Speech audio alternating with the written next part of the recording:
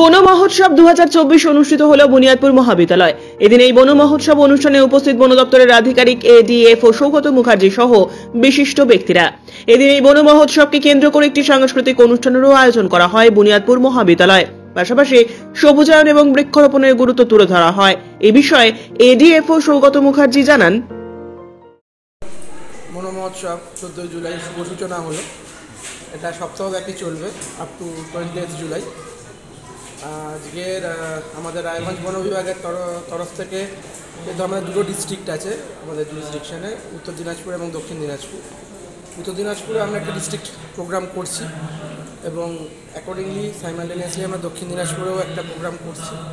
আমাদের মাননীয় DFO madam Shrimati দয়াসাঙ্গু Sherpa, উনি উত্তর দিনাজপুরে প্রোগ্রামটা অ্যাটেন্ড করছেন এবং দক্ষিণ দিনাজপুরে আমি সহবিভাগের বনাধিকারিক সৌগত মুখার্জি আমি অ্যাটেন্ড করছি। এবং আজকের এই বুনিয়াদপুর যে মহাবিদ্যালয় আছে এখানে মেন ভেন্যুটা করা হয়েছে। তো এখানে আমরা প্রথমে যেটা করেছি সেটা হচ্ছে একটা ট্যাবলো, আজকে আমাদের ফ্ল্যাগ অফ হলো। এই ট্যাবলোটাতে চারা গাছ থাকবে, বিভিন্ন রকম চারা আছে। এটা মোটামুটি throughout the week total ডিস্ট্রিক্টের বিভিন্ন লোকেশান কভার করবে।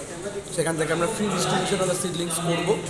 এছাড়াও রেঞ্জ অফিস থেকে এবং আমাদের যে বিভিন্ন নার্সারিজগুলো আছে সেখান থেকে থ্রু আউট দ্য উইক আমাদের স্যাপলিং ডিস্ট্রিবিউশন প্রোগ্রামটা চলবে।